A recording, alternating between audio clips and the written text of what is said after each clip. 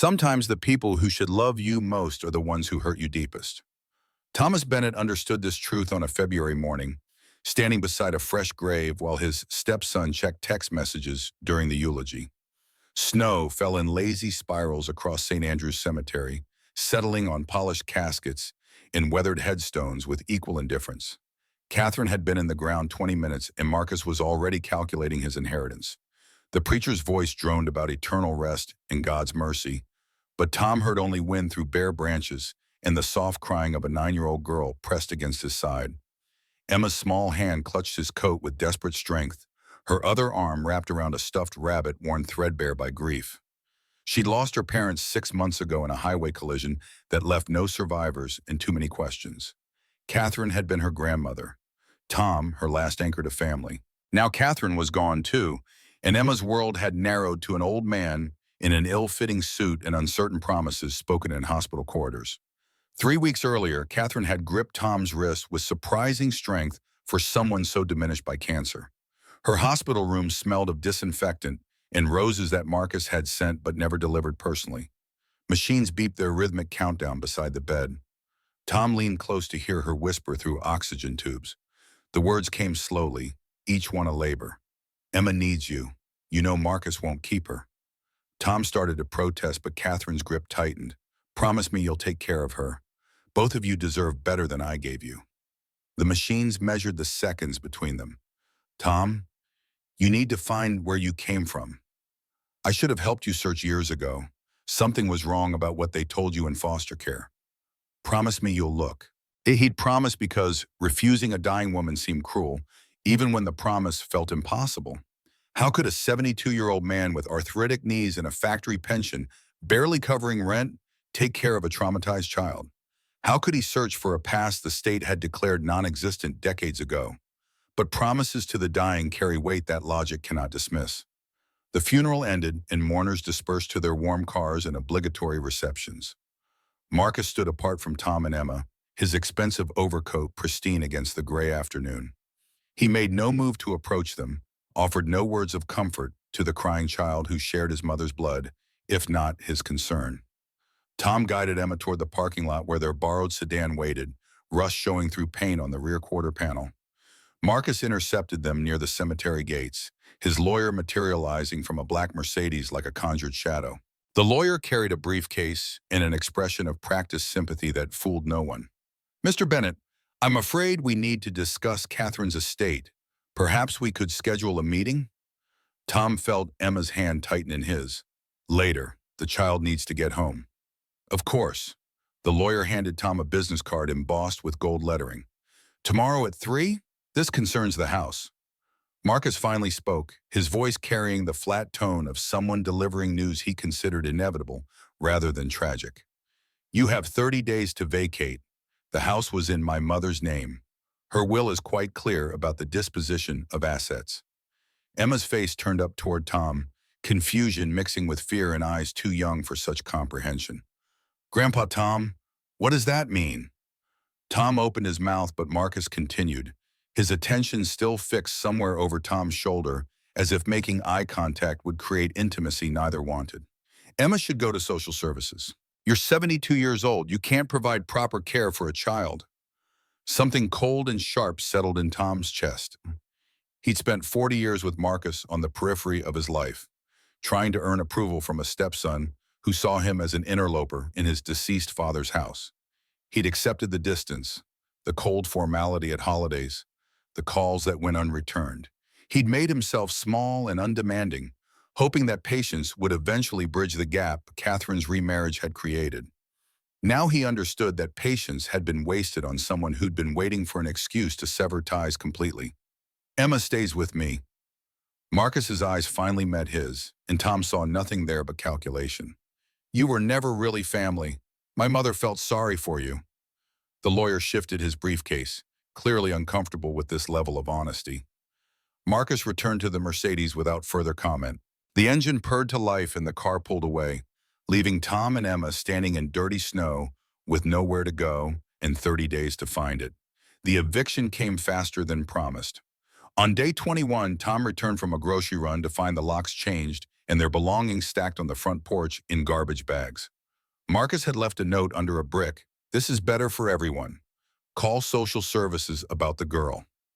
Emma stood beside the pile of everything they own and asked the question Tom had no answer for.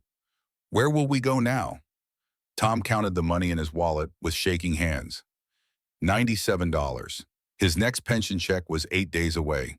He had no siblings, no children except the stepson who just discarded him, no cousins he'd stayed in touch with beyond annual Christmas cards that stopped arriving years ago. Foster care had scattered his family connections before he had been old enough to understand what family meant, leaving him adrift in ways 6 decades of trying hadn't corrected. Emma picked up her backpack and the stuffed rabbit. She waited for him to take charge because children believe adults have answers. Tom loaded garbage bags into his trunk and drove them to the homeless shelter on Miller Street, shame burning hotter than the February cold. The shelter smelled of industrial detergent and desperation. Fluorescent lights hummed over rows of cots, separated by insufficient space for privacy. Women with children clustered on one side, men on the other, everyone avoiding eye contact because acknowledging each other's presence made their own circumstances too real. Tom checked them in at the front desk, filling out forms under the sympathetic gaze of a social worker young enough to be his granddaughter. Emma pressed against his side, her silence more disturbing than tears would have been. They found 2 adjacent cots near the back. Emma arranged her few possessions with meticulous care, creating order from chaos the way children do when their world shifts beyond their control. She placed the stuffed rabbit on her pillow and opened her backpack to retrieve a spiral notebook and colored pencils. "I'm going to draw," she announced, as if this were normal, as if children should grow accustomed to makeshift beds and the sound of strangers coughing through thin walls. Tom sat on his own cot and watched her sketch with focused intensity, creating pictures from imagination, because reality offered no subjects worth capturing. A man approached from the other section, moving slowly with the careful gait of someone whose body remembered injuries time couldn't fully heal. He was perhaps 70, lean and weathered, with a prosthetic leg visible below his jeans. His t-shirt identified him as a Vietnam veteran beneath a jacket that had seen better decades. He lowered himself onto the cot beside Tom's with a grunt of effort. "Jake Wilson, noticed you come in with the little one." Tom introduced himself and Emma, who looked up from her drawing long enough to offer a solemn nod before returning to her paper. Jake gestured at Emma's notebook with something like approval. "Artist, huh? My daughter used to draw. Grew up to be an architect." "Used to? Hasn't called in 3 years? Thinks I'm embarrassing living like this." Jake shrugged as if this were merely factual rather than painful. "I had a house, VA loan, paid off fair and square in 2002. Then cancer hit and medical bills wiped out my savings. Missed 3 mortgage payments and the bank started foreclosure proceedings. Lawyers said I could fight it, but fighting cost money I didn't have."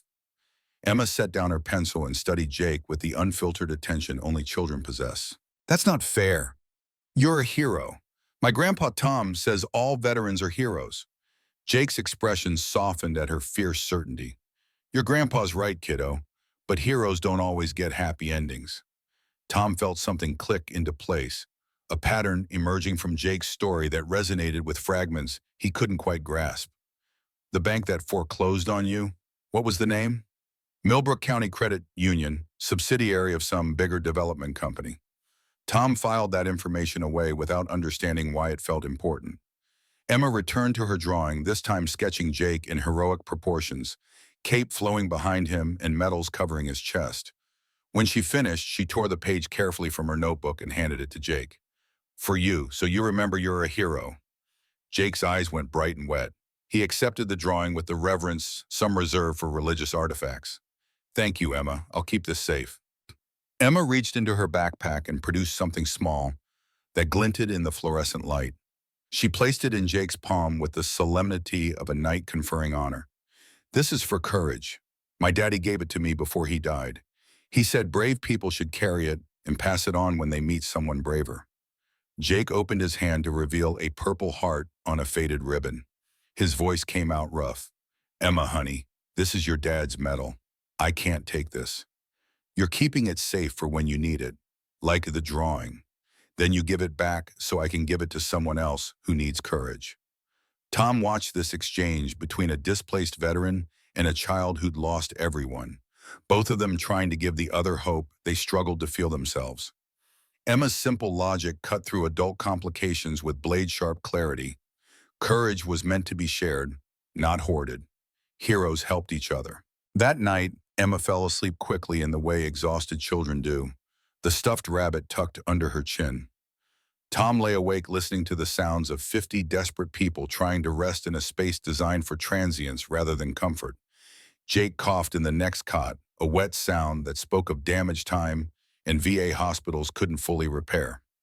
Tom stared at ceiling tiles and counted the days until his next pension check. $97 could buy food but not shelter.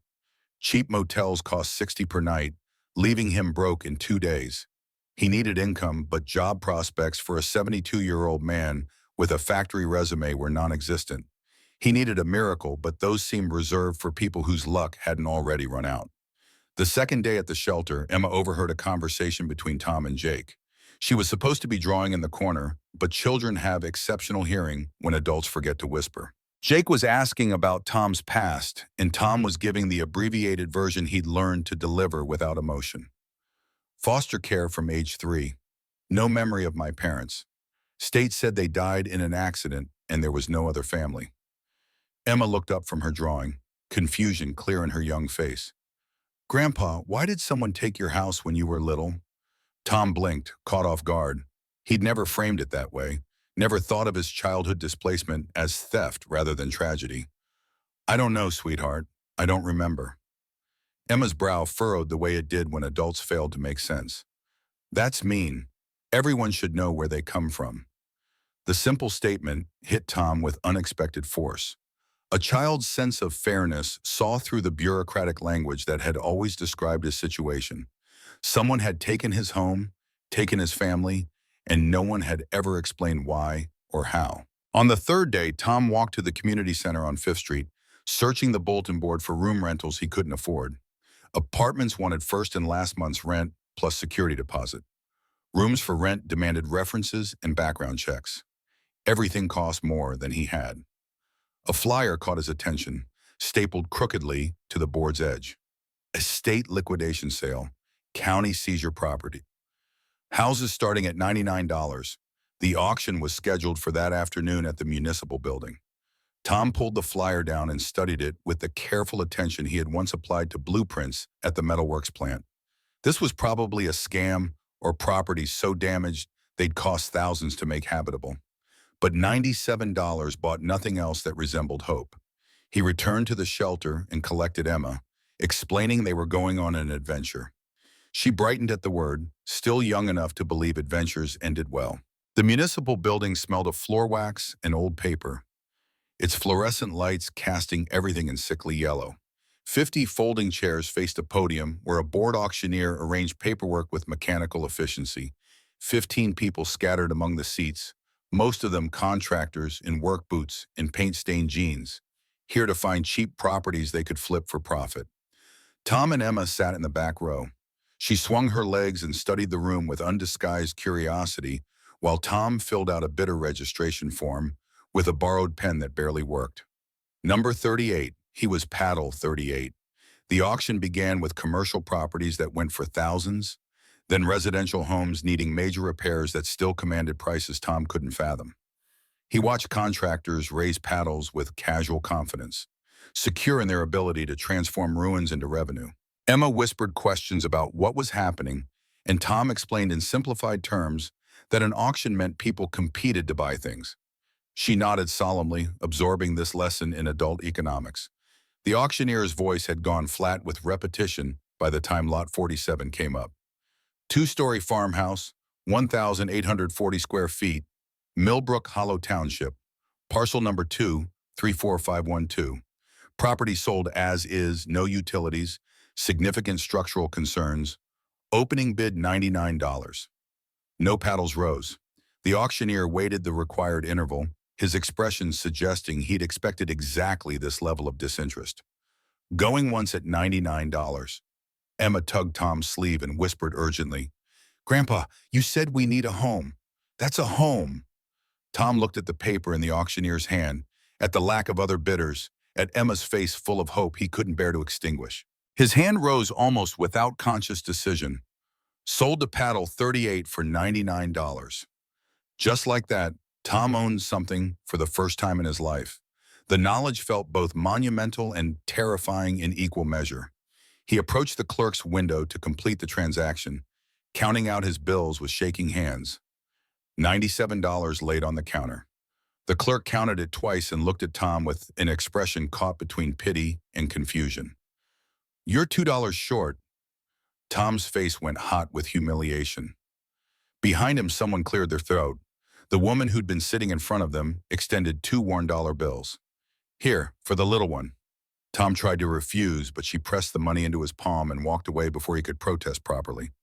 Strangers' kindness always felt like indictment, highlighting his inability to manage basic transactions.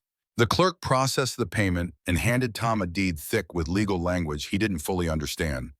His name was on the document: Thomas Bennett, owner of parcel 2345512, Millbrook Hollow Township.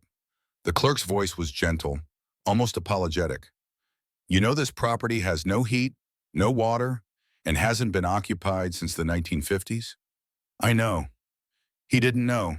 He knew only that he'd promised Emma a home and now he had one, regardless of its condition. That had to count for something. Emma clutched his hand as they walked back to the shelter to collect their belongings. She chattered about the house they were going to live in, inventing details from pure imagination since neither of them knew what awaited in Millbrook Hollow. "Maybe it has a garden.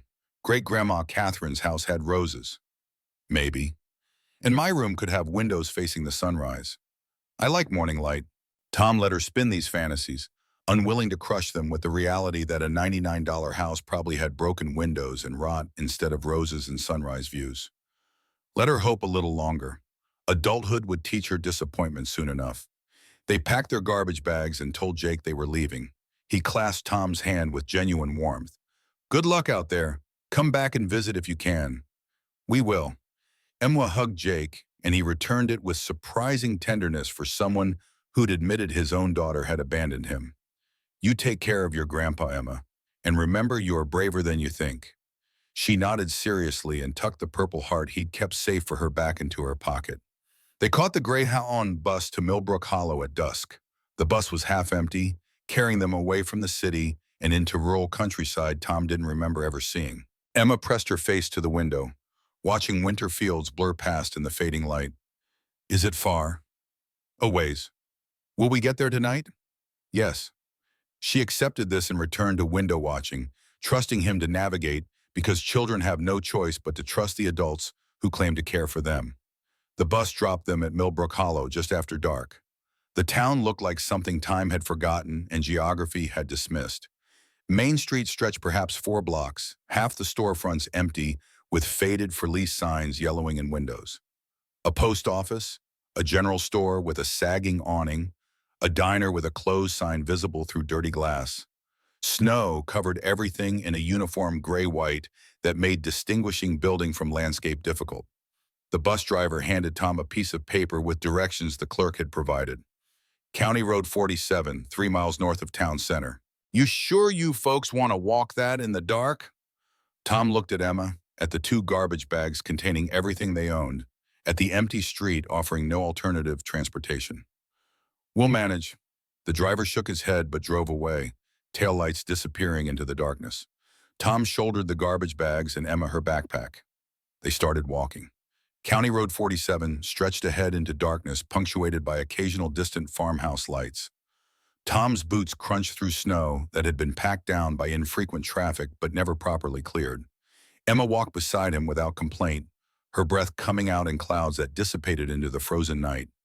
Tom's knees ached within minutes, his back protesting the weight of garbage bags and the uneven terrain. 72 felt ancient in ways 40 hadn't prepared him for. His lungs burned with each inhale of air, cold enough to hurt. Emma didn't complain, but he saw her stumble occasionally, exhaustion taking its toll on a child who'd already endured too much. They walked for 40 minutes before Tom saw it.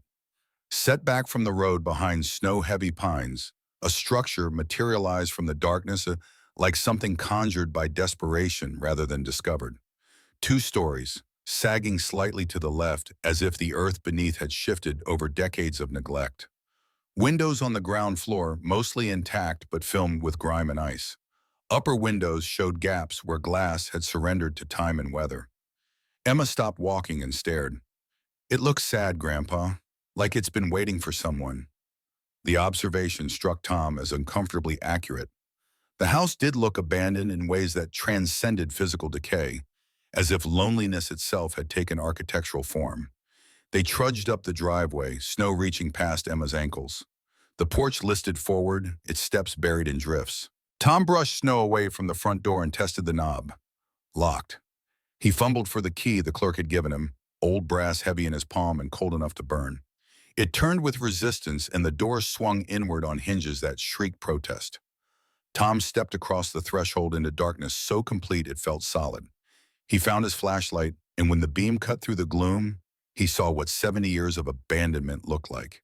The air inside was barely warmer than outside and smelled of dust, mildew, and something else he couldn't identify. Age maybe? Or the accumulated weight of decades passing without witness. His flashlight beam swept across a front room where furniture huddled under sheets like ghosts waiting for resurrection.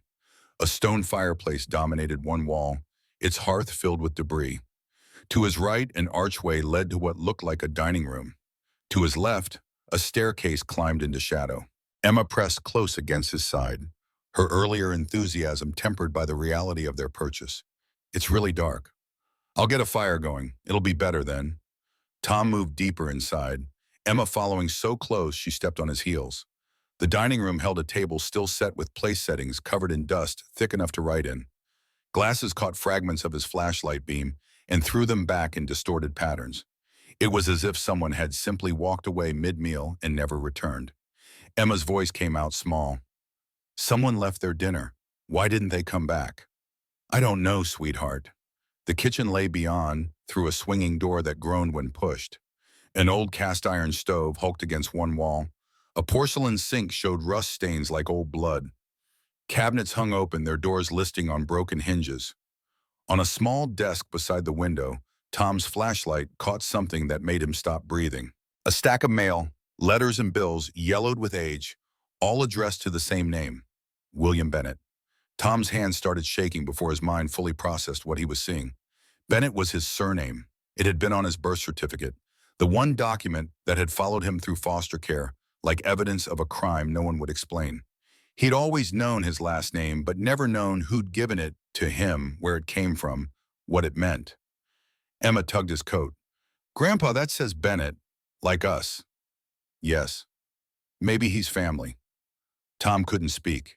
He set down the garbage bags and picked up the top envelope with hands that felt disconnected from his body. The postmark read February 1956, almost 70 years ago. He'd been 3 years old. Emma was already exploring further, her flashlight beam dancing across surfaces as she investigated with the fearless curiosity of children who haven't learned the world holds things worth fearing. "Grandpa, there's more paper here." She'd found the desk drawers and was pulling them open one by one. Inside, property tax notices, utility bills, all in the name of William and Estelle Bennett. In the bottom drawer, beneath a layer of yellowed newspapers, Emma's small hands found something else. "It's a book, a pretty one." Tom took it from her, leather-bound, the cover cracked with age, but still intact. He opened it carefully, and on the first page, written in elegant cursive that belonged to an era when penmanship mattered, were the words, "Property of Estelle Bennett, 1953. Tom carried the journal to the window, where weak moonlight filtered through decades of grime. Emma crowded close, reading over his arm even though most of the cursive words were beyond her decoding ability. He opened to the first entry and read aloud because the words felt too important to keep silent. January 15th, 1953. "William finished the crib today. Our boy will be here soon, and I can hardly believe we'll finally be a complete family. After so many years of trying, so many prayers, God has blessed us with this child." His voice caught, but he forced himself to continue. "William keeps touching my belly, feeling him kick, and I see tears in his eyes, though he tries to hide them. We have chosen his name. Thomas, after William's father." The journal slipped from Tom's fingers. Emma caught it with quick reflexes, holding it carefully as if it might shatter. Grandpa, Thomas is your name. Tom nodded, unable to trust his voice. Emma's young face showed confusion, giving way to comprehension. This is your mommy's book. Your mommy wrote about you. 70 years collapsed into a single moment. Thomas Bennett had spent his entire life believing he was unwanted, a burden the state had managed because no one else would. Every foster home had reinforced that belief. Every birthday spent with strangers. Every Christmas where he'd received practical gifts from social workers instead of love from family. But these words told a different story. His mother had been excited about his birth. His father had built him a crib with his own hands. They'd chosen his name with care and waited for him with prayers and tears of joy. Emma's small hand found his and squeezed. They wanted you, Grandpa. They wanted you so much. Tom sank to the floor, his arthritic knees complaining, but the rest of him too overwhelmed to remain standing. Emma sat beside him, still holding the journal like a precious artifact. Can we read more? Tom nodded, and Emma began reading aloud, her young voice stumbling over cursive letters and old-fashioned phrasing, but pushing forward with determined effort. The entries painted a picture of simple lives built on love and hard work. William worked a farm, 20 acres of vegetables, and a small dairy operation. Estelle kept the house, tended a garden, sold preserves at the town market. They struggled with money but managed, finding joy in small victories and each other's company. Then came entries about the pregnancy. Stell's excitement mixed with fear, William's preparations, saving every extra dollar, painting a spare bedroom, building furniture by hand. March 1953. Emma read slowly, sounding out difficult words. Our Thomas arrived at dawn, perfect in every way. 10 fingers, 10 toes, and lungs that announced his presence to the world. William held him and wept openly. I have never seen my husband so undone by joy. Emma looked up from the page, her eyes bright with tears. That's you, Grandpa. Your daddy cried happy when you were born. Tom pressed his palm against his mouth, trying to contain sounds of grief for everything lost. Emma set down the journal and climbed into his lap, wrapping thin arms around his neck with fierce strength. Don't cry, Grandpa. We found them. We found your family. But Tom couldn't stop. The tears had been building for 7 decades, and Emma's permission to feel them unleashed something he had kept carefully contained since childhood. He wept for the parents he'd never known. He wept for the love that had been stolen from him. He wept for the years spent believing the lie that he hadn't mattered to anyone. Emma held him and waited, patient in the way children can be when they recognize adult pain that has nothing to do with them, but everything to do with the people they love. When the tears finally stopped, Tom felt hollowed out, but somehow lighter. Emma retrieved the journal and handed it back to him. We should read more. I want to know what happened. They read through the night, Tom's flashlight balanced on his knee. The entries chronicled his first years, learning to walk, first words, Dada and Mama, his love of following William around the farm, Estelle teaching him to count using buttons, birthday celebrations with homemade cake. Emma listened with rapt attention, occasionally interrupting with questions about what farms were like or what buttons counting meant. She was learning about her great-grandfather through these glimpses into his stolen childhood. Then the tone of the entries shifted. August 1955. The drought continues. We've lost half the crop. William tries to stay strong, but I see the worry eating at him. The bank has sent another letter about the mortgage. Emma's voice went quieter as she read these parts, her child's understanding, recognizing bad things approaching, even if she couldn't grasp the full implications. September 1955. William sold the dairy cows. It broke his heart, but we needed the money for taxes. Thomas asked where the cows went. I didn't know what to tell him. October 1955. A man from the county came today. Mr. Sutton, he called himself, said we're behind on property taxes and the county might have to seize the farm. William showed him our payment plan, but Mr. Sutton shook his head. He said the county needs the money now, not in installments. When William asked for more time, Mr. Sutton looked around our home like he was already pricing it. Emma stopped reading and looked at Tom. What does seize mean? Take, they wanted to take the farm. That's mean. Yes. She continued reading, her voice reflecting growing distress. November 1955. Mr. Sutton came again with papers. said if we sign over the property voluntarily, the county will forgive the debt and we can stay as tenants. William refused, said this land has been in his family for 2 generations. Mr. Sutton's face went cold. He said men who can't pay their debts don't get to keep their property. December 1955. They came today, sheriff's deputies and Mr. Sutton, said we had 72 hours to vacate, but William checked the dates. We still have 3 weeks until the final deadline, according to the original notice. Mr. Sutton said the timeline was adjusted due to administrative necessity. William tried to argue, but the deputies made it clear we had no choice. Emma's voice cracked on the next part. Where will we go? What will we do? And Thomas, dear God, what about Thomas? Tom took the journal from Emma's trembling hands and continued reading himself, his voice steadier now that someone else's pain required his strength. January 1956. We've been staying in a rented room above the hardware store. 1 room for all 3 of us. Barely enough space to turn around. William looks for work every day, but there's nothing. Thomas keeps asking when we're going home. I don't have the heart to tell him we have no home anymore. The next entry was dated a week later and the handwriting was shaky, written in distress.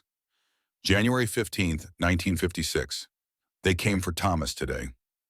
A woman from County Child Services said we can't provide adequate care. She used words like neglect and unsuitable environment. I screamed at her that we love our son, that we're doing everything we can. William tried to physically stop them from taking him. 2 deputies held him back while the woman carried Thomas to her car. He was crying for us, reaching back, calling Mama, Dada. I can still hear his voice. I think I'll hear it forever. Emma made a sound like something breaking. Tom set down the journal and pulled her close again. That was you, Grandpa. You were crying for your mommy and daddy, and they took you anyway. Yes, that's not fair. They didn't do anything wrong. No, they didn't. Emma's face went fierce with the righteous anger only children possess, untempered by adult understanding of how systems work and why justice often fails the people who need it most. Then we're going to make them sorry, like in stories when heroes fight bad guys. Tom wanted to explain that life wasn't a story, that the people who'd done this were probably long dead, that there were no bad guys left to fight and no justice left to claim. But Emma's certainty stopped him. Maybe she was right. Maybe some fights were worth having, even 70 years late. They read through the remaining entries in silence, broken only by occasional sniffles from both of them. William trying to build a legal case. Estelle writing letters to Tom at his foster placement, all returned with no contact allowed during adjustment period, stamped across the envelopes. The final entry was dated March 1956. Estelle's handwriting had deteriorated to barely legible scrawl. I don't know how we'll survive this. William barely sleeps. He's obsessed with proving the county stole our land. But what does it matter now? Even if he's right, even if we win, Thomas is gone. They moved him to a different foster home last week, wouldn't tell us where. They said it's better for his adjustment if we don't interfere. Better for his adjustment, as if being torn from his parents and thrown among strangers could ever be better. William says we have to keep fighting, that we'll get him back, but I look at my husband's face and see the same thing I feel, despair. Thomas must never think we didn't want him. That's the one thing I can't bear. Wherever he is, whatever they tell him, I pray somehow he knows we loved him. We loved him with everything we had. Tom closed the journal carefully. Emma sat very still beside him, processing what they'd discovered. Grandpa, you didn't run away. You were stolen. Yes. And your parents tried to find you. Yes. Then this house is yours. It was always yours. Tom looked around the dark kitchen at the decades of neglect, at the evidence of lives interrupted and never resumed. Emma was right. This house had been his once, when he was 3 years old and the world still made sense. Someone had taken it in him and never given either back. They spent the remaining hours of darkness exploring carefully. Emma found Tom's childhood room off the kitchen. A small bed with a wooden frame, a bookshelf, and on the wall someone had painted a mural of farm animals. The paint was faded and peeling, but the cheerful colors his mother must have chosen were still visible. In a wooden chest, Emma discovered children's clothes sized for a toddler.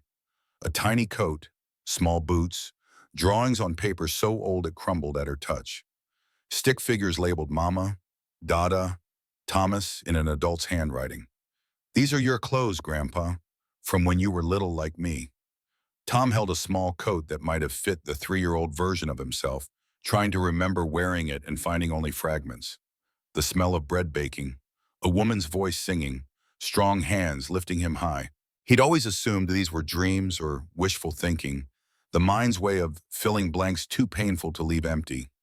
Now he understood they were memories, real moments from a real childhood that had been real family before it was all stolen away. On the bookshelf, tucked behind picture books with crumbling spines, Emma found a tin box. Grandpa, there's more stuff. Inside were documents that made Tom's hands shake. His birth certificate, official and undamaged. Adoption papers that had never been signed. And letters, dozens of letters addressed to various foster homes, all returned unopened, all marked undeliverable or refused by facility. His parents had tried to reach him over and over. They hadn't given up. The system had simply refused to let their love through. Emma found one more item in the box, a small wooden horse carved with obvious care, the surface smooth from handling.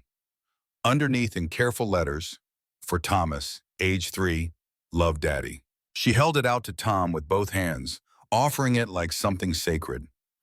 Your daddy made this for you. He loved you, Grandpa.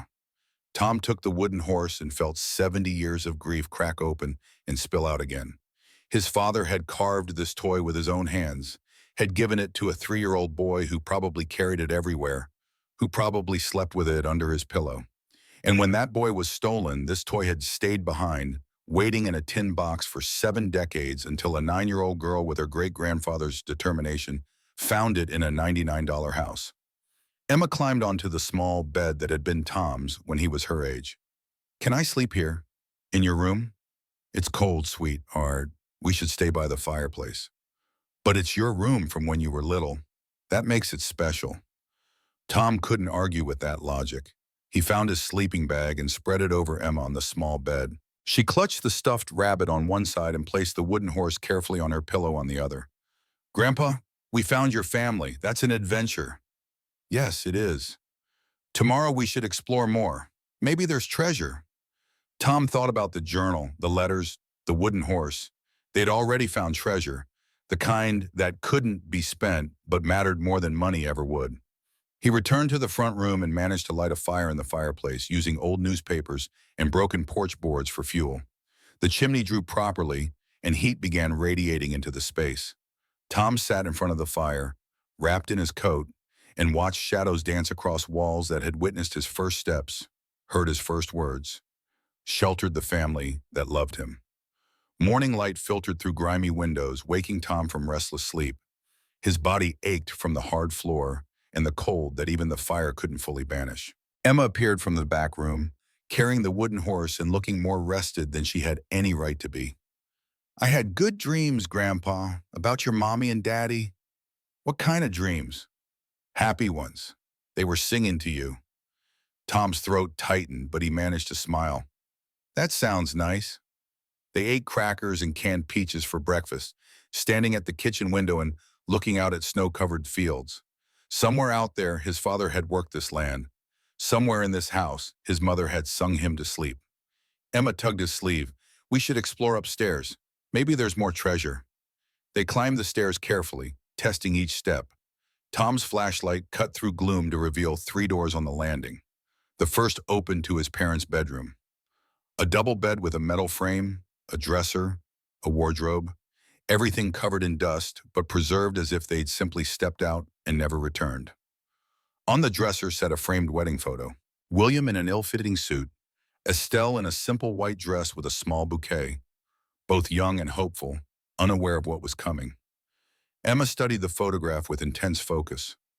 Your daddy looks strong, and your mommy looks kind. Yes. The second door opened to his childhood room, the one they had already discovered. In daylight, Tom could see more details. The painted animals on the wall were faded but still recognizable. Height marks penciled on the door frame with dates. The last mark read, Thomas, age 3, January 1956, 1 month before they'd taken him away. The third door was different. Instead of a simple latch, someone had installed a heavy sliding bolt on the outside.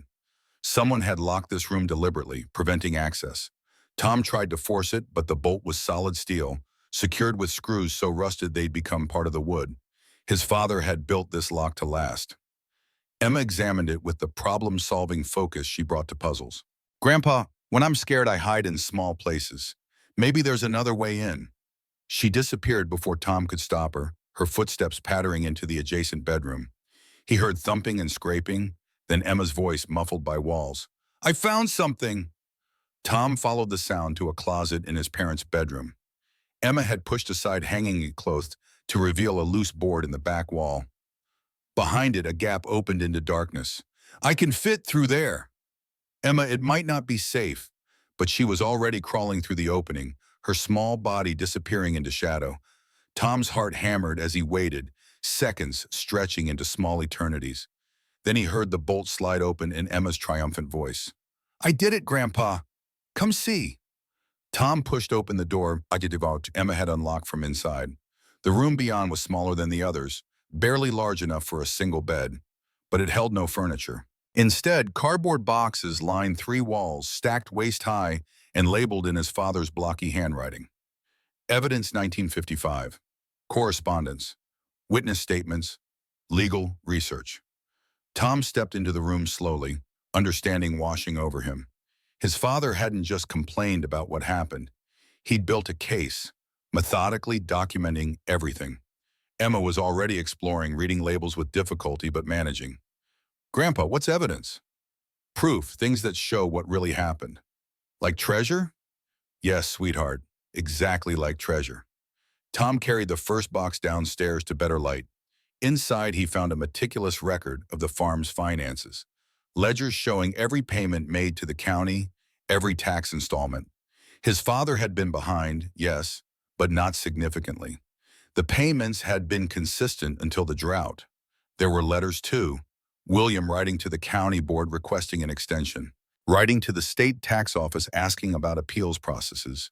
Writing to legal aid societies begging for help he couldn't afford. Most letters had responses clipped to them. Denials, form letters expressing sympathy but offering no assistance. One response stood out. From a lawyer in the state capitol. "While your case has merit, without significant funds for a retainer, I cannot take this on. I wish you the best." His father had been right, but being right hadn't been enough without money to prove it.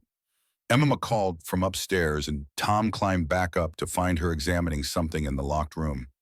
A small reel-to-reel tape recorder, old even by 1950s standards, sitting on top of a box labeled testimony. "What's this old thing?" Tom's hands trembled as he lifted the recorder. A tape was still threaded through it, labeled in his father's handwriting. "William Bennett testimony, March 1956. They carried it downstairs along with another box. Tom found an outlet that miraculously still had power, probably from lines the county couldn't be bothered to disconnect. He plugged in the recorder and pressed play, not knowing if it would still work after 70 years. The tape hissed and crackled. Then his father's voice emerged from 7 decades of silence, clear and determined. "My name is William Bennett. I'm recording this testimony on March 10th, 1956, because I know what happens to people who challenge men like Victor Sutton. I may not get to tell this story myself, so I'm making sure the truth survives even if I don't." Emma's eyes went wide. She'd never heard her great-grandfather's voice, but she recognized its importance. The tape continued. William's methodical documentation of the property seizure, the discrepancies in paperwork, Victor Sutton's threats. His voice stayed steady, presenting facts like evidence in a court that would never hear his case. Then the tone shifted, and William's voice cracked with emotion. "They took my son. Thomas is 3 years old. He doesn't understand why strangers came and took him away from his parents. The caseworker said we're unfit because we lost our house. But we lost our house because it was stolen from us. Now they're using that theft to justify taking our boy. This isn't justice. This is cruelty backed by official paperwork." Tom sank into a chair, his father's voice washing over him like absolution. "I'm making this recording because someone needs to hear it. My son needs to know we didn't abandon him. We fought for him. We're still fighting for him. And if anything happens to us, I want him to know we loved him. That's the most important thing. William's voice steadied, becoming formal again as he returned to documentation. But then at the very end, after listing the final pieces of evidence, his voice softened one last time. Thomas, if you ever hear this, we didn't abandon you. We fought for you every single day. We loved you with everything we had. The tape ended with a click and silence filled the room. Emma climbed into Tom's lap without a word, wrapping her arms around his neck. They sat together while the weight of 70 years pressed down and then somehow began to lift. His father's voice had reached across 7 decades to tell him the truth. They hadn't abandoned him. They'd fought for him and lost, but the fighting mattered. The love mattered. It had survived in a locked room, waiting for someone to find it and set it free. Emma's voice came out small against Tom's shoulder. He was talking to you, Grandpa. Your daddy wanted you to know. Yes. And now you do. Yes. They sat together as daylight strengthened through dirty windows, listening to the house settle around them. This place that had seemed like desperate refuge was revealing itself as something else entirely. Evidence of love that had survived everything, even death, even decades of silence, even lies designed to bury it forever. Tom thought about Marcus changing the locks, about sleeping in shelters, about standing with $97 and no prospects. All of it had led here to this moment, to his father's voice speaking truth across an impossible distance. Emma pulled back to look at his face. Grandpa, someone stole your family.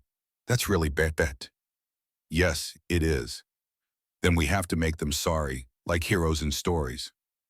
Tom started to explain that the people responsible were probably dead, that justice delayed 70 years was justice denied, that sometimes bad things happened and no one paid for them. But before he could speak, headlights cut through the windows and they heard the crunch of tires on snow outside. A car door slammed. Footsteps approached the porch. Tom stood and moved to the window. A black Mercedes was parked in the driveway. Emma pressed against his side, suddenly frightened. Grandpa, who is that? The knock came sharp and authoritative.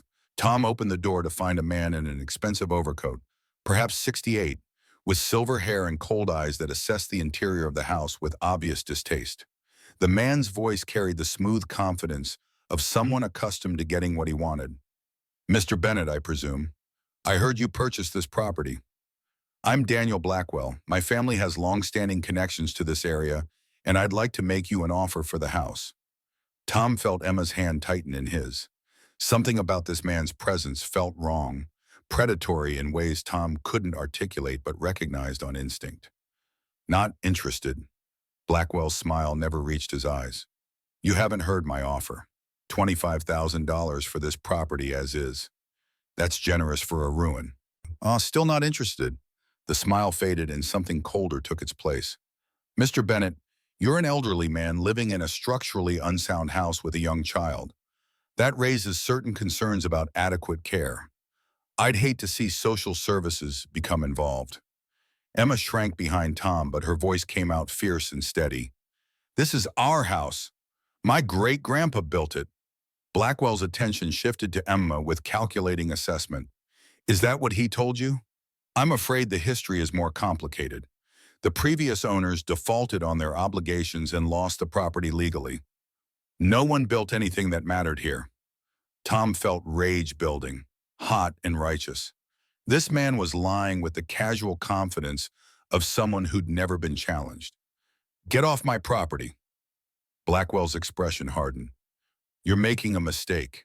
Think about the child. Old houses like this, accidents happen. And at your age, with your circumstances, who would take her if something happened to you? The threat hung in the cold air between them, barely veiled but unmistakable. Tom stepped forward, forcing Blackwell back toward the porch edge. I said get off my property. Now. Blackwell studied him for a long moment and then turned toward his Mercedes. He paused with one hand on the door. This isn't over, Mr. Bennett. You'll regret refusing my generosity. The car pulled away, but Tom stood in the doorway watching until the taillights disappeared. Emma was crying quietly, her earlier bravery collapsing under the weight of real adult menace. Grandpa, he was scary. Yes, he was. Will he come back? Maybe. Tom closed the door and locked it, knowing locks wouldn't stop someone like Daniel Blackwell, but taking comfort in the gesture anyway. Emma needed to see him taking action, needed to believe he could protect her, even if Tom wasn't certain he could protect either of them from whatever was coming. They spent the rest of the day exploring the evidence in the locked room. Emma helped sort papers, reading labels, and asking questions that helped Tom process what his father had documented. The pattern was clear. Victor Sutton, the county clerk, had systematically targeted vulnerable property owners, accelerated seizure timelines, and purchased properties through shell companies at fractions of their value. 23 families affected, 23 homes and farms stolen through manufactured crises and bureaucratic manipulation. His father had built an airtight case, documented everything, collected witness statements. None of it had mattered because the man he was fighting controlled the system meant to provide justice. As evening approached and shadows lengthened, Tom heard vehicles outside, multiple vehicles. Emma heard them too, and fear flooded her young face.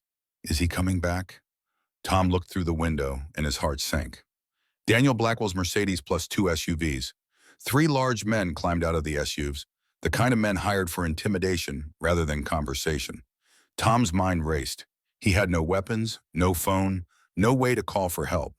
He was 72 years old with the arthritic knees facing 3 men half his age and twice his size. Emma, go to your room. Stay quiet no matter what you hear. Grandpa, go now! She ran toward the back room and Tom positioned himself in front of the door. If they wanted to get to Emma, they'd have to go through him first. It wouldn't be enough, but it was all he had. The knock came loud and aggressive. Tom opened the door. Daniel Blackwell stood flanked by his hired muscle, his expression cold and final. Last chance, Mr. Bennett. $50,000. Pack tonight and leave. Or we make you leave and you get nothing. Tom's voice came out steady despite the fear thrumming through his chest. No. One of the large men stepped forward and Blackwell gestured him back. You're 72 years old with a child depending on you. Don't be stupid. Get out before I make you. Blackwell actually laughed. You and what army? Headlights cut through the darkness and a pickup truck pulled into the driveway behind the SUVs. An old man climbed out holding a baseball bat. More headlights. Another truck. 2 more elderly men emerged, one carrying a length of pipe, the other a tire iron. The first man walked up to stand beside Tom. He was perhaps 74, lean and weathered, missing 2 fingers on his left hand. This army. Tom had never seen him before, but the old man looked at Blackwell with recognition and contempt. Jack Murphy, Korean War, 2 tours. I know who your father was and what he did. And I know this man's father died fighting him. So unless you wanted this to get ugly, you'll leave. Now, the other 2 men moved to flank Jack. 3 elderly veterans facing down 3 hired thugs. The math should have favored Blackwell, but something shifted in the air. These old men had survived wars and decades of hardship. They'd come here ready to fight and die if necessary, because leaving a fellow veteran alone against bullies violated every code they lived by. Blackwell's men looked uncertain.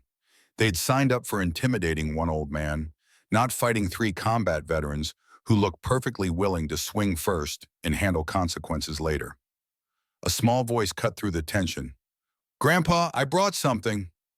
Emma emerged from the house carrying the portable speaker Tom had bought for Catherine last Christmas. She'd connected it to the reel-to-reel player, and now she pressed play. William Bennett's voice filled the cold night. My name is William Bennett. I'm recording this testimony because I know what happens to people who challenge men like Victor Sutton. Daniel Blackwell's face went white. The recording continued, his father's crimes laid out in methodical detail by a dead man whose testimony had survived 70 years of silence. Jack Murphy smiled without warmth. That's William Bennett's voice, documenting how your father stole his land and destroyed his family. Everyone in this county wondered, but nobody could prove it. Looks like proof just surfaced. Blackwell backed toward his Mercedes, his men following. This isn't over. That recording proves nothing. Emma's clear voice cut through his retreat. It proves you're a bad man, just like your daddy. Blackwell fled, his cars spraying gravel as they disappeared into darkness. Jack Murphy lowered his baseball bat and extended his hand to Tom. Jack Murphy, I knew your father. Bill Bennett was a good man. Tom shook his hand, too overwhelmed to speak. The other two men introduced themselves, Bob and Carl, both veterans, both with stories about families who'd lost property in the 1950s. They'd heard about Tom buying the Bennett place and had come to help because that's what soldiers did. They didn't leave anyone behind. Emma hugged Jack Murphy's leg with fierce gratitude. "Thank you for coming. We were scared." Jack knelt down to her level with difficulty, his old knees protesting. "Your great-grandpa was a hero. Heroes deserve better than to have their family threatened. We're going to make sure you and your grandpa are safe." The veterans stayed through the night, taking shifts keeping watch while Tom and Emma slept. In the morning, Jack brought supplies from his store and Bob brought tools. Carl brought coffee and the kind of practical wisdom only old men possess. They sat around the kitchen table while Emma drew pictures of last night's confrontation, transforming scary men into cartoon villains defeated by cartoon heroes. Jack studied the evidence Tom had found, his expression darkening as he read through his father's documentation. "Bill Bennett tried to fight your grandfather's corruption, and it killed him. We all suspected, but couldn't prove it. Now we can."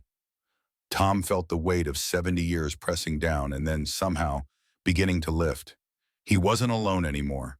He had allies, people who understood what his father had fought for and were willing to finish that fight. Emma presented Jack with her drawing, three old men with baseball bats standing victorious over cowering villains. She'd labeled it the hero team. Jack accepted it with the same reverence he'd shown Jake's drawing.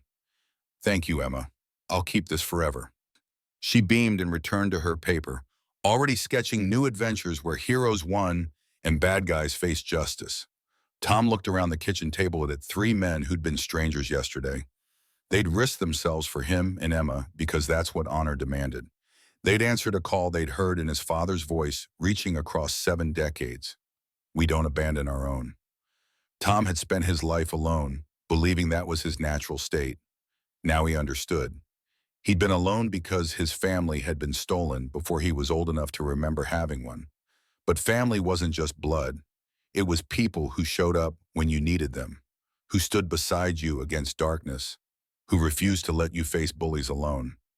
Emma was drawing a new picture now, adding Tom and herself to the hero team. She labeled it carefully, "Our Family." Tom studied the drawing and felt something crack open inside his chest.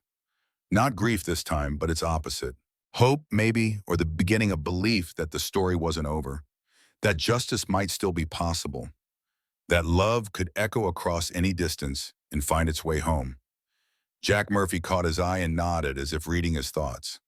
"We're going to make this right, Tom. Your father deserves that. You deserve that. And that little girl deserves to grow up knowing her family fought for truth and won." Tom nodded back, unable to speak past the emotion blocking his throat. Outside, dawn was breaking over snow-covered fields. Inside, 3 old men and 1 young girl sat in a kitchen that had witnessed love and loss, and now, finally, the beginning of something that looked like redemption. The fight wasn't over. Daniel Blackwell would return and there would be consequences for defying him. But Tom wasn't alone anymore. He had Emma. He had allies. He had evidence. And he had his father's voice telling him the truth mattered enough to fight for. They would finish what William Bennett started. They would make sure the world knew what had been stolen and why. They would claim justice even if it came 70 years late. For now, though, Tom simply sat with his makeshift family and watched Emma draw heroes winning battles against impossible odds. She believed in happy endings because she was 9 and still young enough to think the world could be fair. Tom would do everything in his power to prove her right. Morning arrived with Jack Murphy frying eggs on the cast-iron stove he'd somehow coaxed back to life. The smell filled the kitchen with normalcy that felt surreal after last night's confrontation. Emma sat at the table organizing her colored pencils by shade, creating order from the chaos adults had brought into her world. Bob and Carl had left before dawn to handle their own businesses, but promised to return. Tom watched Jack work with the efficiency of someone who'd cooked for troops in worse conditions than this. Emma looked up from her pencils, her voice carrying the matter-of-fact tone children use when stating obvious truths adults complicate. "We need to tell everyone what the bad man did. Then more people will help." Jack slid eggs onto mismatched plates he'd found in the cupboard. The kid's got strategy. We can't fight Blackwell alone. We need the whole story out there. Tom spread his father's evidence across the table while they ate. Documents, letters, timeline of the property seizure. Jack studied each page with the attention he'd probably once given to military intelligence. Bill documented everything. The seizure date was accelerated by 2 weeks. Victor Blackwell bought the property through a shell company the day after your family was evicted. That's not just corruption. That's premeditated theft. Emma pushed eggs around her plate, her young mind working through adult complications. But great-grandpa Bill wrote it all down. Why didn't anyone help him? Jack's expression went dark with old anger. Because Victor Blackwell controlled the county records office. He decided what got filed and what got lost. Bill's complaints probably never made it past Blackwell's desk. Tom felt the weight of systematic injustice his father had fought against. One man with power could bury truth simply by refusing to let it surface. We need someone official, someone who can investigate without Blackwell interference. Jack pulled out a cell phone that looked older than Emma and made a call. His conversation was brief and one-sided, mostly listening with occasional grunts of acknowledgement. When he hung up, something like satisfaction crossed his weathered face. Sarah Mitchell works at Town Hall. Been there 45 years. She remembers your father. They walked to town through morning cold that bit exposed skin. Emma insisted on bringing her notebook, convinced they'd need to document everything like detectives in her books. Jack's store was closed with a sign promising to return shortly, priorities clearly established elsewhere. Town Hall was a small brick building that probably hadn't changed since the 1950s. Inside, fluorescent lights hummed over linoleum floors, worn smooth by decades of foot traffic. A woman behind the desk looked up when they entered, her steel gray hair pulled back severely, eyes sharp behind wire-rimmed glasses. Sarah Mitchell was perhaps 68, wearing the expression of someone who'd seen too much bureaucratic corruption to be shocked by more. Jack Murphy, I wondered when you'd bring them. Her attention shifted to Tom and then Emma with something that looked like recognition or guilt, or both. Thomas Bennett, you look like your father.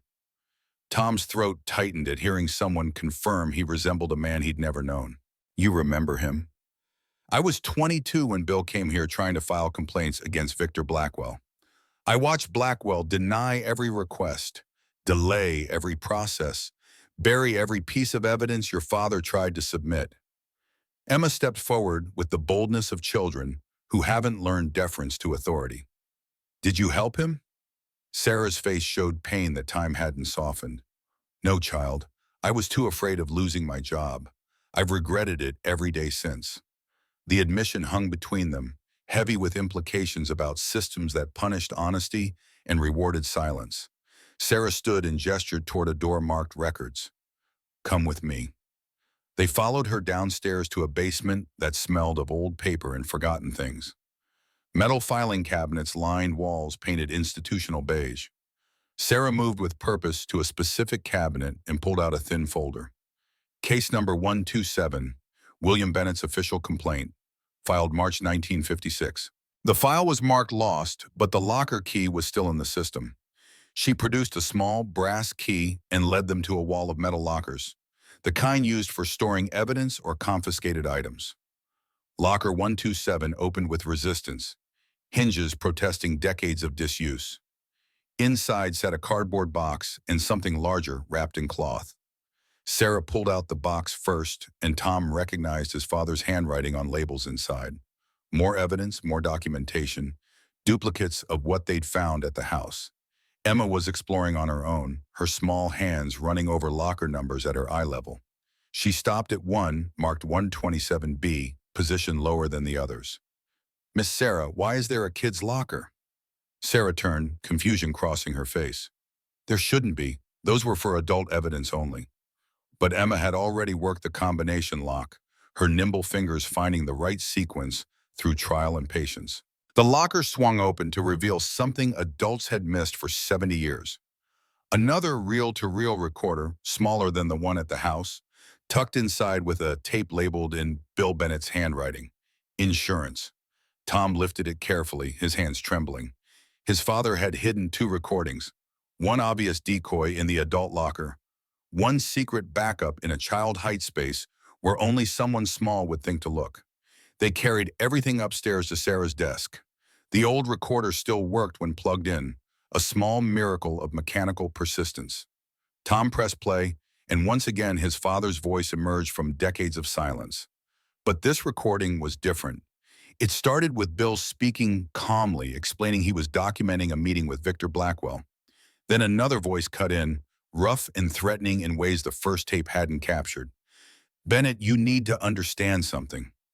You keep pushing this, you're going to have an accident, a fatal one. And that boy of yours, state institutions have ways of losing problem children permanently.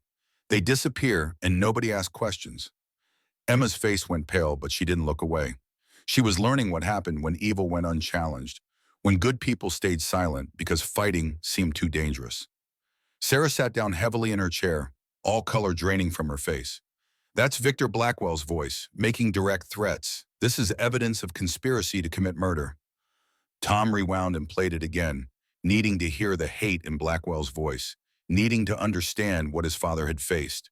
The threats were specific and detailed, the kind powerful men make when they believe their power puts them beyond consequences. Jack's expression had gone cold with the focused anger of someone who'd seen combat and recognized an enemy worth fighting. "This changes everything. Daniel Blackwell thinks his father's crimes are buried. This proves they're not." Sarah pulled Tom aside while Emma and Jack examined other documents. Her voice came out barely above a whisper, weighted with confession. "There's something else. I was pregnant in 1956, unmarried. Victor Blackwell discovered this and threatened to expose me unless I retracted my witness statement about seeing your father beaten." Tom waited, understanding there was more. "I gave the baby up for adoption to avoid scandal. I've spent 46 years wondering what happened to her." Sarah's hand shook as she pulled out another file, this one personal rather than official. "Helen Rogers. She's a retired teacher here in town.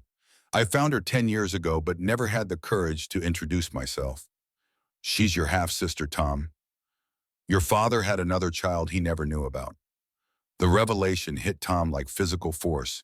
He had family beyond Emma, a sister hidden by circumstance and fear, living in the same small town where their father had died fighting for justice. Emma tugged his sleeve, her child's instinct sensing important information being discussed. "Grandpa, what's wrong?" "Nothing's wrong, sweetheart. We just found more family." Emma's face lit up with the pure joy only children feel at family expanding rather than contracting. "We have an aunt?" "It seems we do."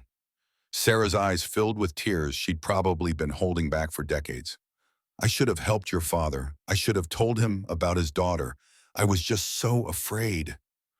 Tom thought about fear in the ways it could poison a life with regret. Sarah had been young, vulnerable, facing a man who controlled not just records, but reputations. She'd chosen survival and spent 46 years paying the price. "You're helping now. That matters." They spent the next hour copying everything, creating redundant sets of evidence, because Tom understood his father's paranoia had been justified. Documents could disappear. People could be silenced. But multiple copies scattered among multiple people made truth harder to bury. Emma drew while adults worked, her pictures depicting the evidence as treasure maps leading to justice. She understood they were on a quest, collecting pieces of a puzzle that would reveal villains and vindicate heroes.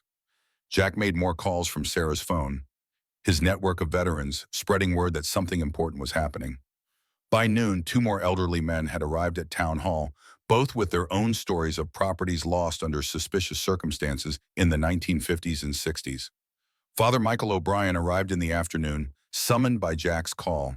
He was perhaps 90, moving slowly but with clarity in his eyes that age hadn't dimmed.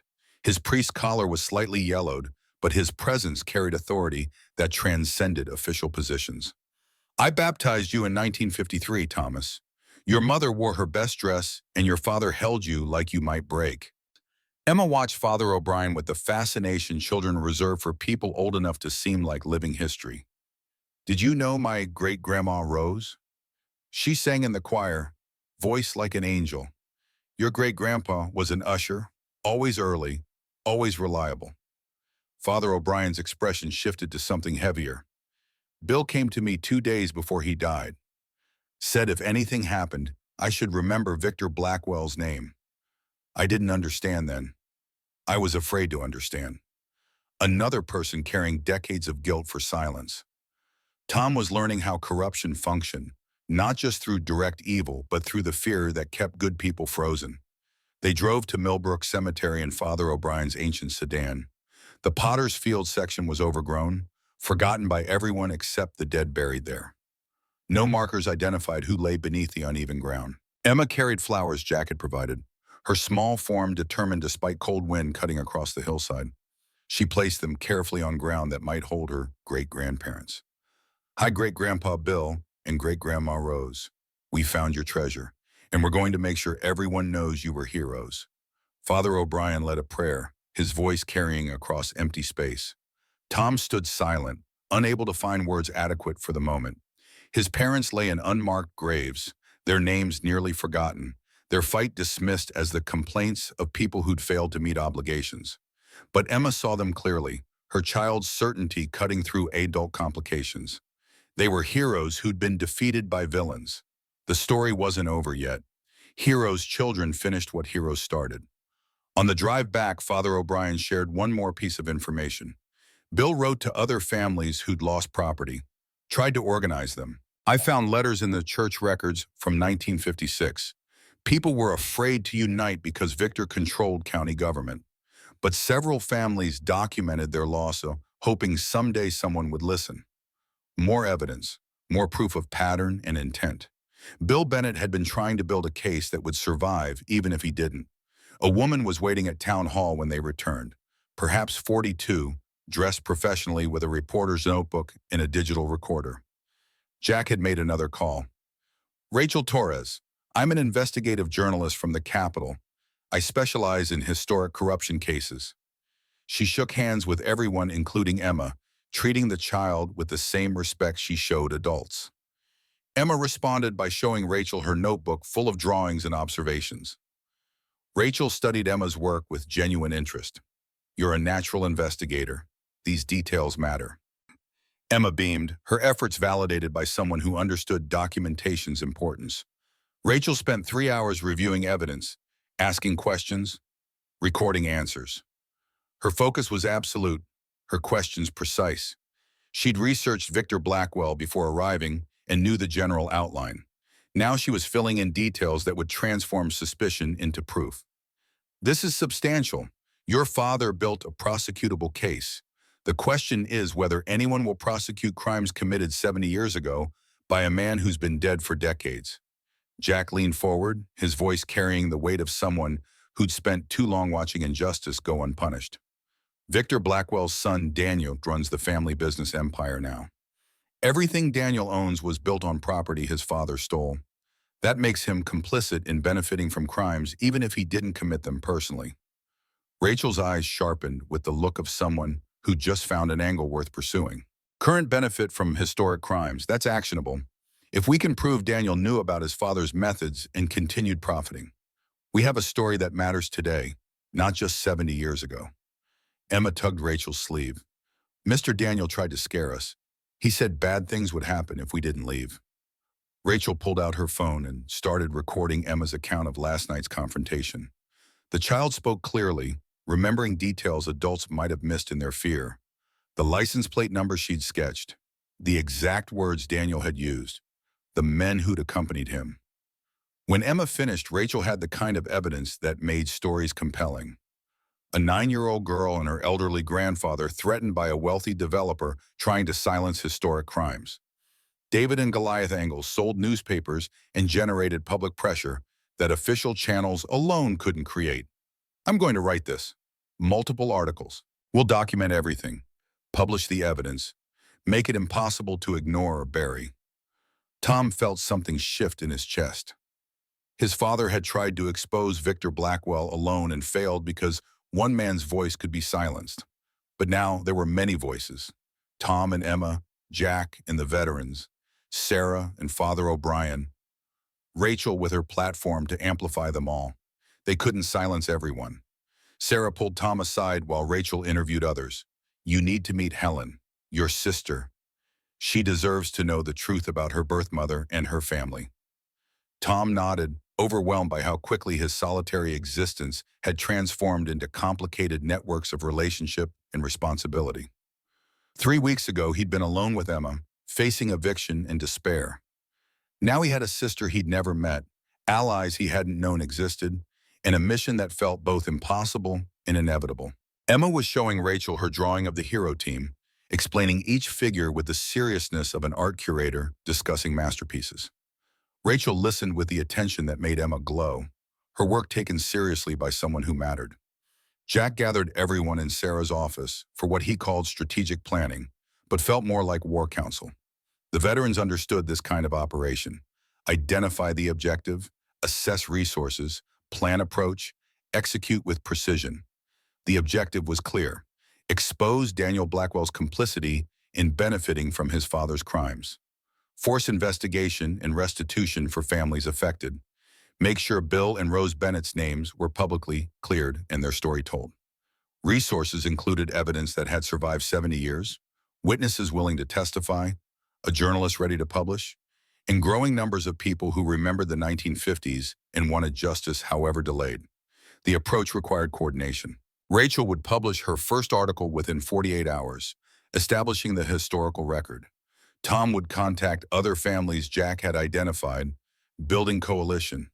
Sarah would provide official documentation from county records. Father O'Brien would leverage church connections to pressure officials. Emma raised her hand like she was in school. "What can I do?" Jack smiled at her seriousness. "You keep drawing, keep documenting." Sometimes the clearest view comes from people who see simple truth without adult complications. Emma nodded, satisfied with her assignment. They dispersed with plans to reconvene in 2 days. Jack drove Tom and Emma back to the house where Bob and Carl had spent the day making repairs. The broken windows were covered with plywood. The front door hung straight on reinforced hinges. The porch no longer sagged quite so dramatically. Emma ran to inspect their work, exclaiming over each improvement as if they'd rebuilt a palace rather than stabilized a ruin. Carl handed Tom a bag of groceries and camping gear. "Got you a propane heater that's safe for indoor use, and food that doesn't require cooking in case the stove acts up." The practical care from near strangers made Tom's throat tight. These men were giving time and resources they probably couldn't easily spare to help people they barely knew. Brotherhood wasn't just a word veterans used. It was action taken without expectation of return. Emma showed them her drawings from the day, explaining each one with the enthusiasm only children possess. The veterans listened with attention that validated her contribution. She wasn't just Tom's granddaughter being tolerated.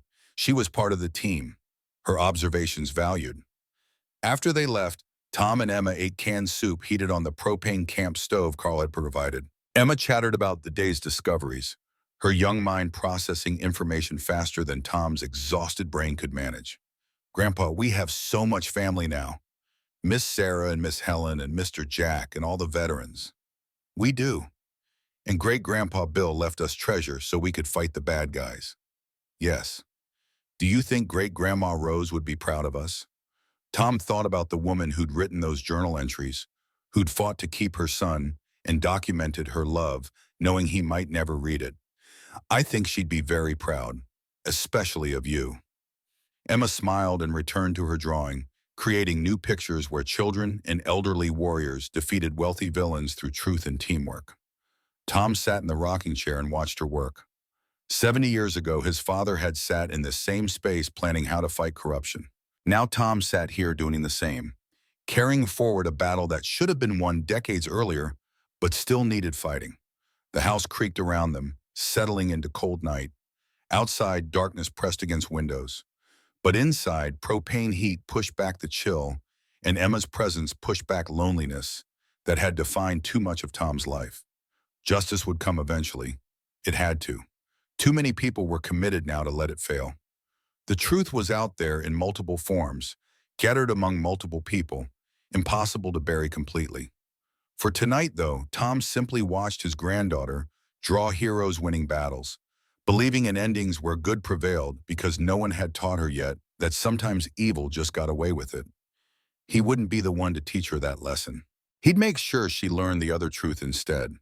that love echoes across impossible distances, that heroes finish what heroes started, and that justice delayed might still arrive if enough people refuse to stop fighting for it. Rachel's article published online at midnight.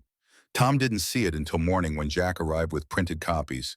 The headline, stark in bold type, Dynasty of Theft, How One County Clerk Built Empire on Stolen Land. Emma read it aloud over breakfast, stumbling on difficult words but pushing through with determination. Rachel had written with precision that made Fury feel like documentation. She'd laid out Victor Blackwell's systematic targeting of vulnerable property owners, the accelerated timelines, the shell company purchases. She'd included photographs of Bill and Rose, the family portrait showing young Tom between proud parents. The article quoted Bill's tape recording extensively, letting a dead man's voice indict his killer across 7 decades. It detailed the current Blackwell Development Group's holdings, tracing how initial stolen properties had been leveraged into an empire worth millions.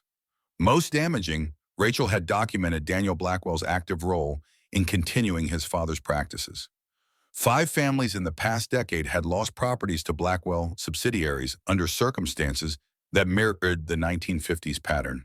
She'd interviewed 3 of them, their stories creating an unbreakable thread connecting past crimes to present exploitation. By noon, Tom's phone at Jack's store was ringing constantly. The town hall line that Sarah had given out as contact was overwhelmed. Other families were calling with similar stories.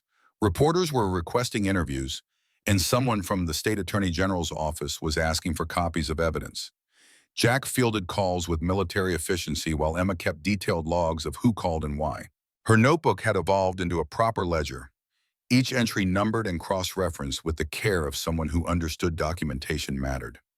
The doorbell at Jack's store chimed, and a woman entered, perhaps 68, with gray hair and eyes that looked familiar in ways Tom couldn't immediately place. She carried herself with the careful dignity of someone who'd spent a lifetime teaching unruly students to respect authority through competence rather than intimidation. Sarah Mitchell appeared behind her, nervous energy radiating from her small frame. "Tom, Emma, this is Helen Rogers, my daughter, your sister." The words hung in the air between them, heavy with implications about family and time and secrets kept too long. Helen studied Tom with the same careful attention he was giving her, both of them searching for resemblances that would confirm what documents claimed. Emma broke the tension by stepping forward and extending her hand with the formal courtesy she employed when meeting important people. "I'm Emma Bennett. You're my great-aunt. I'm very pleased to meet you." Helen's composure cracked and tears spilled down her cheeks. She knelt to Emma's level despite the protest of old knees. "I didn't know I had a brother until yesterday, and now I have a great niece too." Emma hugged her without hesitation, the way children do when they sense someone needs comfort regardless of stranger status. "We have lots of family now. Grandpa Tom says love keeps finding us." Helen stood and faced Tom directly. Her voice came out steadier than her expression suggested. "Our father died not knowing I existed. My birth mother spent 46 years afraid to tell me who she was. We've all lost so much time." Tom found himself unable to speak past the emotion blocking his throat. Helen stepped forward and embraced him. 2 people in their late 60s meeting for the first time, but sharing blood in a father who'd been destroyed by corruption. Sarah watched them with tears streaming freely, guilt and relief mixing on her face. Emma tugged her sleeve. "Miss Sarah, you gave Miss Helen life. That's a good thing. You couldn't help being scared." Children's capacity for forgiveness often exceeded adult ability to forgive themselves. Sarah knelt and Emma hugged her too, this strange child distributing absolution with the casual generosity of someone who hadn't yet learned how expensive forgiveness could be. Helen pulled away from Tom but kept one hand on his arm as if needing physical confirmation he was real. "I read Rachel's article 3 times. I knew Victor Blackwell destroyed families in the 50s. Everyone in town knew, but no one talked about it. I didn't know our father was one of his victims." Murdered victims. The word dropped between them, sharp and final. Helen nodded slowly. "Yes, the more I think about the timing, the more convinced I am." Bill was building a case. 2 days later, he and his wife die of carbon monoxide poisoning in a rental cabin. The county coroner ruled it accidental in under 24 hours. Tom had suspected, but hearing his sister state it as near certainty made rage burn hotter in his chest. Can we prove it? After 70 years? Probably not in court, but we can prove the pattern of corruption. We can make sure everyone knows what Victor Blackwell did and how Daniel Blackwell profits from it still. More people arrived throughout the afternoon. Bob and Carl brought two other veterans who'd lost family properties in the 60s. A woman named Dorothy arrived with her adult son, both carrying boxes of documents showing how her parents had lost their home in 1958 through manufactured violations and accelerated foreclosure. Each family had the same story told in different details.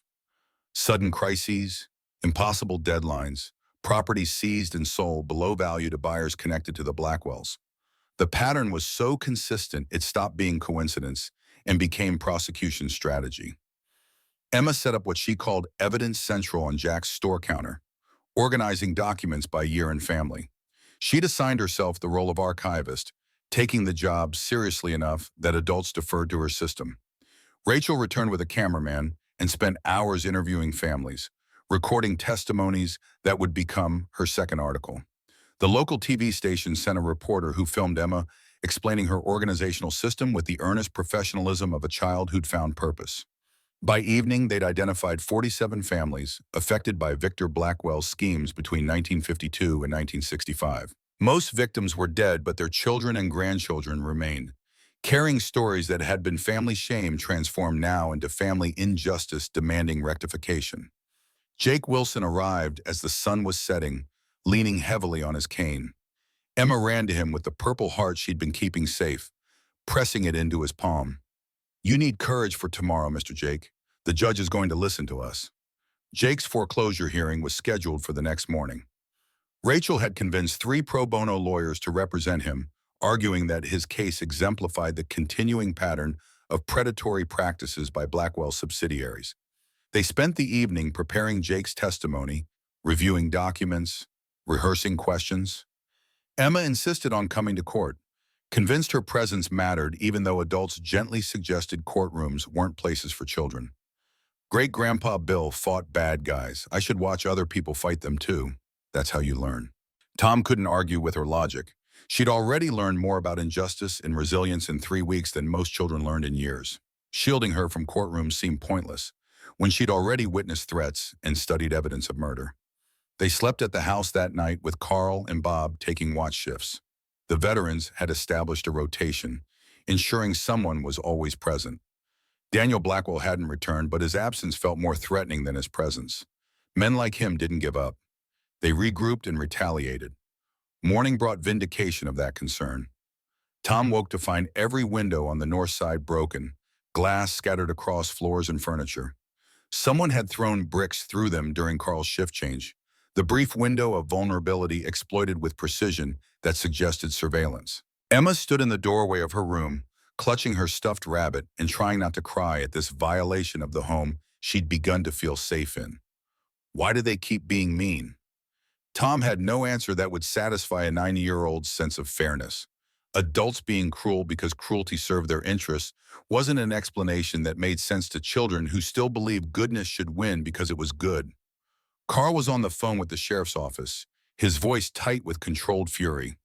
The dispatcher was promising to send someone, but Carl's expression suggested he expected little assistance from law enforcement that had been loyal to Blackwell's for generations. They cleaned up glass and covered the broken windows with plastic sheeting Bob brought from his truck. Jake arrived early to drive them to court. His old sedan, more reliable than sentiment, suggested it should be. The courthouse in the county seat was a granite building that radiated official importance. They arrived to find the parking lot full and people streaming inside. Rachel's articles had transformed Jake's foreclosure hearing from routine legal proceeding to public referendum on Blackwell practices. The courtroom was packed with standing room only. Tom recognized faces from yesterday's gathering at Jack's store. Veterans in dress uniforms formed an honor guard along one wall. Rachel and her cameraman occupied the press section. Sarah and Helen sat together in the front row, 3 generations of Bennett family finally united in purpose, if not time. Emma held Tom's hand tightly, her usual confidence shaken by the formal setting. But when she saw Jake sitting at the defendant's table looking small and worried, She pulled free and walked to him with determined steps. "You're a hero, Mr. Jake. Heroes don't give up." She pressed the purple heart into his hand and returned to Tom before the bailiff could object. Jake's eyes went bright, and he straightened in his chair, armor against fear provided by a child's certainty. The judge entered and everyone stood. She was perhaps 65, stern-faced in ways that suggested she'd spent decades tolerating no-nonsense from lawyers who thought gender made her easy to manipulate. Daniel Blackwell's legal team looked expensive and confident, 3 lawyers in suits that cost more than Jake's car. They'd brought boxes of documents and exhibits designed to overwhelm through volume rather than accuracy. Jake's pro bono representation consisted of 2 young lawyers who looked nervous but determined, and 1 older attorney who'd apparently worked foreclosure defense for 30 years. They had less paper but more righteousness, and in the courtroom those sometimes balanced. The Blackwell lawyers argued technical violations of loan terms, missed deadlines, failure to maintain property standards. They made it sound like Jake had been irresponsible rather than systematically squeezed by lenders who manufactured crises to justify seizure. Jake's lawyers countered with evidence of predatory lending, targeting of elderly veterans, pattern of foreclosures that exceeded industry norms by 5 times. They introduced Rachel's article as Exhibit A, showing how current practices mirrored historical corruption. The judge listened without visible reaction, taking notes in precise handwriting that revealed nothing about her thoughts. When it came time for testimony, Jake took the stand and spoke with the clarity of someone who'd survived worse things than courtrooms. He described his military service, his purchase of the home with VA benefits, the cancer that had devastated his savings, the medical bills that had led to missed payments, the bank's refusal to work with him despite his previous perfect payment history. "I fought for this country, did my duty. Came home thinking I had earned the right to grow old in my own house. Instead, I'm being evicted by people who see veterans as easy targets." The lead Blackwell lawyer stood to cross-examine, but before he could speak, Emma stood up in the gallery. "Your Honor?" Every head turned toward the small voice. The judge's eyebrows rose, but she didn't immediately shut Emma down. "Yes, child? My great-grandpa fought bad people who stole houses. Mr. Jake is a hero, too. It's not fair to steal heroes' houses." The judge's expression softened almost imperceptibly. "No, it's not fair. Thank you for that perspective. Please sit down." Emma sat, but her intervention had shifted something in the room's energy. The Blackwell lawyers suddenly looked like adults bullying elderly veterans in front of children. Their cross-examination of Jake was notably gentler than it probably would have been otherwise. Tom's turn came next. He brought Bill's Bronze Star and wore it pinned to his jacket. When asked to state his relationship to the case, he said simply that he was a veteran's grandson who understood the pattern of targeting vulnerable people for profit. "My father was a decorated war hero. He came home to find that service meant nothing when powerful men decided they wanted what he had. Now, 70 years later, the same family is doing the same thing to another veteran. How many times do we let this happen before we call it what it is?" The Blackwell lawyers objected, but the judge overruled them. Tom wasn't testifying as an expert. He was providing context that made Jake's individual case part of a larger narrative about systematic abuse. Rachel testified about her investigation, entering into evidence documentation of 5 other elderly homeowners who'd lost properties to Blackwell's subsidiaries under suspicious circumstances. She'd interviewed family members, reviewed loan documents, traced ownership transfers. The pattern was undeniable. The judge called a recess and disappeared into chambers. They waited for 90 minutes, tension building as speculation ran through the gallery about which way she'd rule. When court reconvened, the judge's expression was carefully neutral. "I've reviewed the evidence presented today and the supplementary documentation provided by the defense. While I cannot rule on historical allegations against parties not present in this case, I can address the matter before me." She paused and Jake's hand tightened on the Purple Heart. "The lending practices employed by Millbrook County Credit Union, a subsidiary of Blackwell Development Group, demonstrate a troubling pattern of targeting elderly borrowers for foreclosure at rates that significantly exceed industry standards. The technical violations cited by the plaintiff are valid under strict interpretation of the loan agreement. However, equity demands consideration of predatory lending practices that create conditions for technical violations. The Blackwell lawyers shifted nervously. Therefore, I am granting a 90-day stay on foreclosure proceedings pending investigation by the State Banking Commission into the lending practices of Millbrook County Credit Union. Mr. Wilson, you will have 90 days to secure alternative financing or work out an acceptable modification with the bank. If the Banking Commission finds evidence of predatory practices, this court will revisit the foreclosure action with potential sanctions against the lending institution. The gallery erupted in applause. Emma jumped up, cheering, and veterans whooped with the enthusiasm of people who'd seen too few victories to take them for granted. Jake sat very still for a moment, then broke down weeping. His house was saved, at least temporarily. More importantly, a judge had acknowledged publicly that something was wrong with how Blackwells did business. Outside the courthouse, reporters mobbed them. Jake gave an interview with Emma standing beside him, both of them smiling for cameras that would carry their faces across the state. Rachel's cameraman filmed veterans celebrating, Dorothy hugging Sarah, Helen and Tom standing together as newly discovered siblings. Daniel Blackwell's lawyers emerged and tried to make a statement, but reporters shouted them down with questions about predatory lending and historic corruption. They retreated to their cars without answering, a small defeat that felt proportionally larger because it was so visible. The celebration moved to Jack's store where someone had brought champagne, and Emma got sparkling cider in a real champagne glass. She toasted like the adults, her serious face making the gesture both adorable and poignant. To heroes who don't give up, and to justice that comes even if it's really, really late.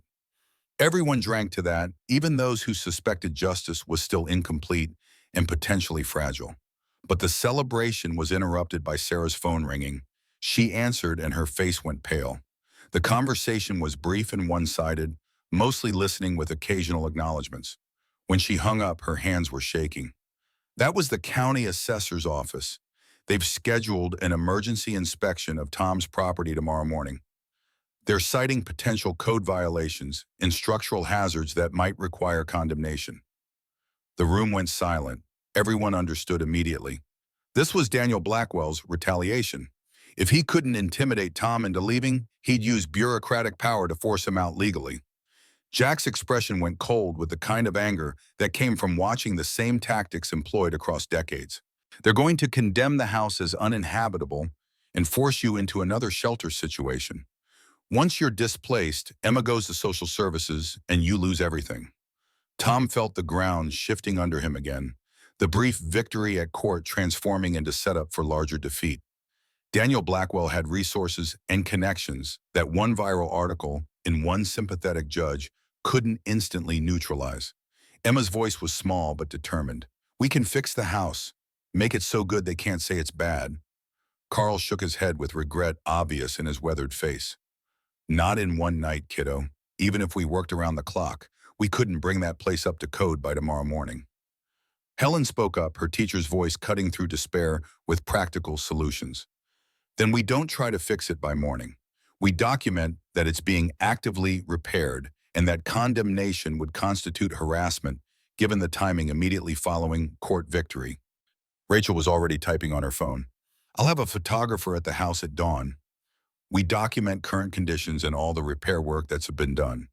When the inspector arrives, we have media present to witness the inspection. Public scrutiny makes it harder to manufacture violations. Tom nodded, grasping at this strategy because it was the only one available. They dispersed to prepare, veterans volunteering for overnight repair work, Rachel coordinating media coverage, Sarah promising to research legal precedents for contesting condemnation orders. Tom and Emma returned to the house as dusk settled. The broken windows gaped like wounds covered inadequately with plastic sheeting. The place looked worse than it had weeks ago, damages from vandalism outweighing improvements from repair work. Emma's earlier confidence had evaporated. She sat at the kitchen table with her notebook, not drawing but just staring at blank pages. Grandpa, are they going to take our house? Tom couldn't lie to her. She'd seen too much dishonesty from adults to tolerate more. They're going to try, but we're going to fight them. What if fighting isn't enough? That was the question that kept Tom awake most nights. What if 70 years was too long? What if corruption ran too deep? What if evidence and righteousness weren't sufficient against money and connections? But Emma was watching him with eyes that still believed adults could make things right if they tried hard enough. Then we fight anyway, because the fighting itself matters. Your great-grandpa knew he might lose, but he fought anyway because some things are worth losing for. Emma considered this with the seriousness she brought to important questions. Did great-grandpa think I'd be here someday finishing his fight? I don't know, but I think he'd be proud that you are.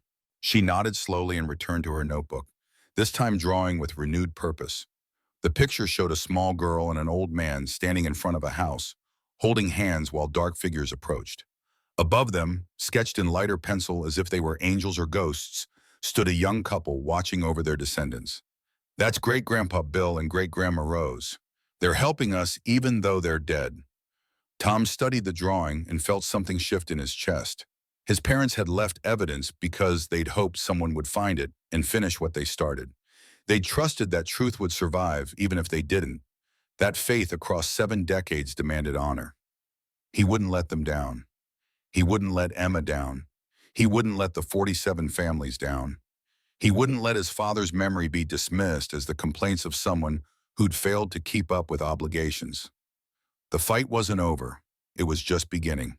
Veterans arrived throughout the night, bringing tools and materials and the kind of stubborn determination that had won wars against worse odds.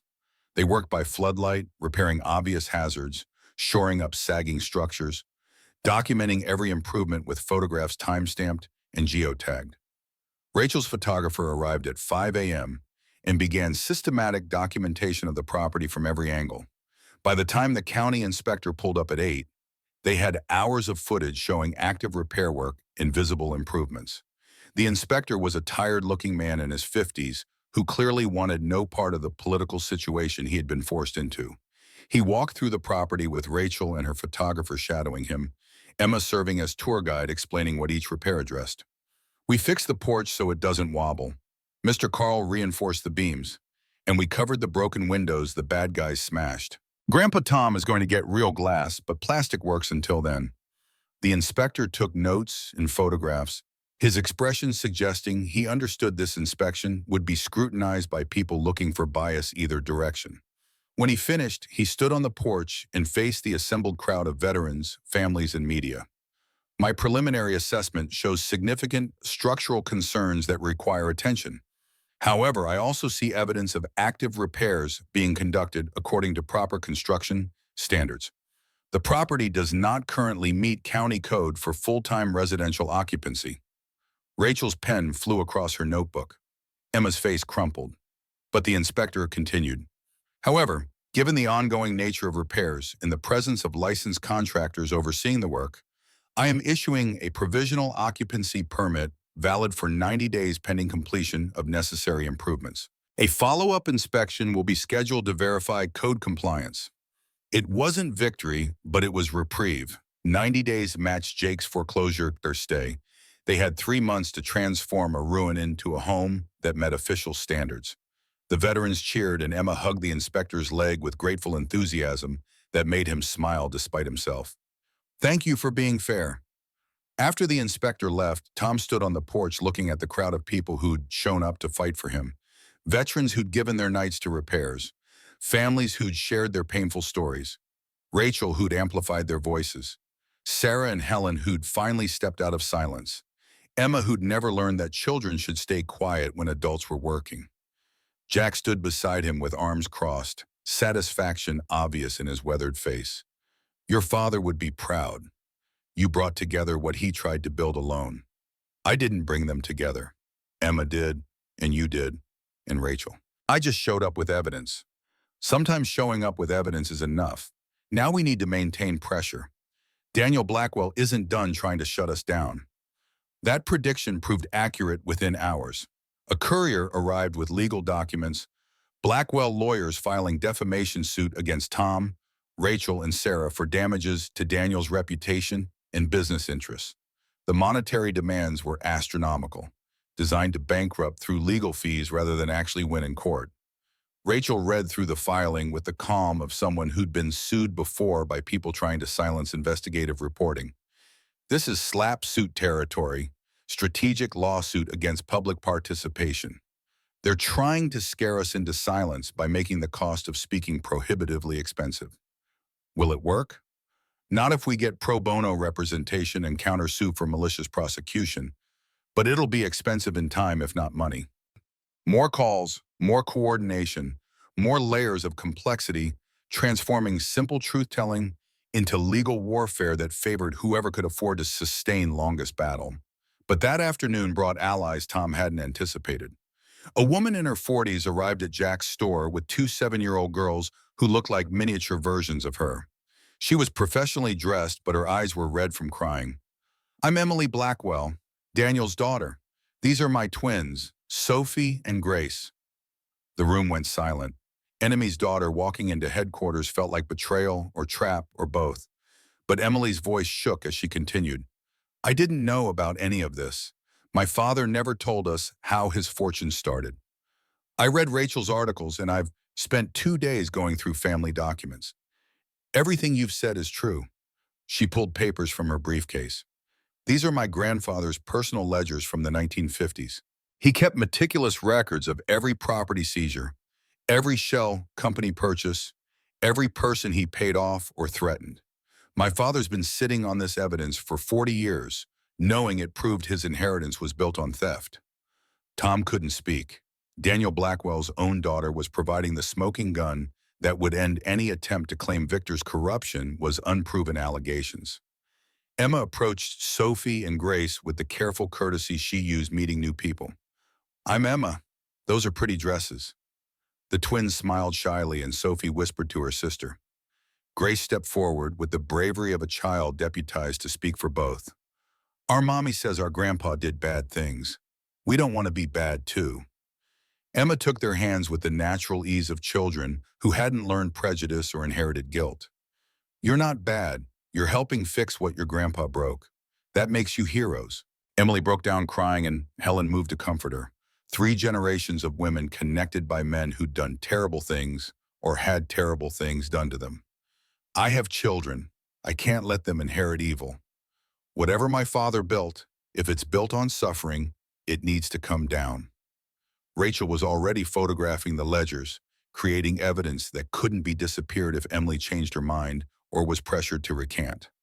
Jack studied Emily with the assessment of someone who'd learned to distinguish sincerity from manipulation. "Your father's not going to forgive this." "I know, but my daughters are watching. What kind of person do I teach them to be if I stay silent when I know the truth?" That evening, they planned their final move. The town council had scheduled an emergency meeting about the Blackwell situation. It was meant to be closed session, but Rachel had discovered public meetings laws applied. They would attend in force, present evidence, demand accountability. Emily volunteered to testify against her father's practices. Other families committed to sharing their stories publicly. Veterans would attend in uniform, visible reminder of who Blackwells had targeted. Emma insisted on coming because heroes showed up even when things got scary. The meeting was scheduled for the following evening. They had 1 day to prepare for confrontation that would either break Daniel Blackwell's grip on county government or confirm that corruption ran too deep to dislodge. Tom spent that day organizing testimony, coordinating with lawyers who'd volunteered to provide legal guidance, and trying to keep Emma calm despite her obvious nervousness about speaking in front of large crowds. "What if I mess up? What if I say the wrong thing?" "Then you say the next thing. The truth doesn't require perfection, just honesty." She nodded, but her hands still trembled when she practiced her statement. She'd written it carefully, each word chosen with the precision of someone who understood language mattered. They arrived at town hall to find the parking lot overflowing and people standing outside because the meeting room was at capacity. Fire marshal had capped attendance at 200, but twice that many had shown up.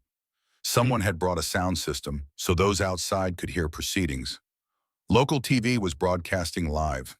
What was supposed to be routine county business had transformed into referendum on corruption and accountability. Inside, the council members sat behind a long table looking uncomfortable with the attention. Daniel Blackwell sat in the front row flanked by lawyers, his expression controlled but his body language radiating tension. The council president called the meeting to order and tried to establish that this was informational session only. No decisions would be made tonight. Jack stood immediately. With respect, these are public officials meeting in public building about public corruption.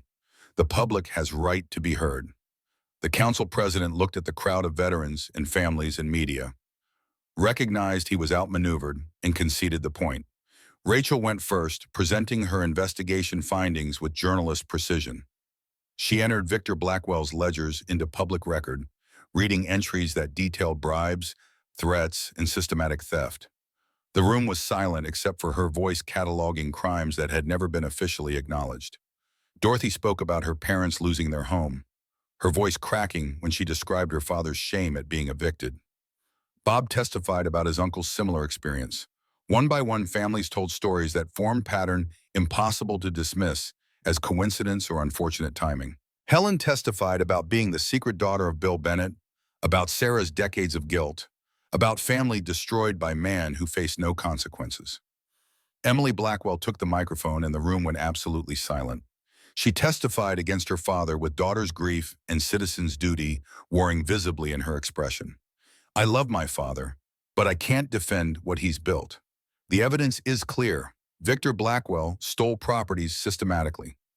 Daniel Blackwell has benefited knowingly from those thefts and continued similar practices. As his daughter, I'm ashamed.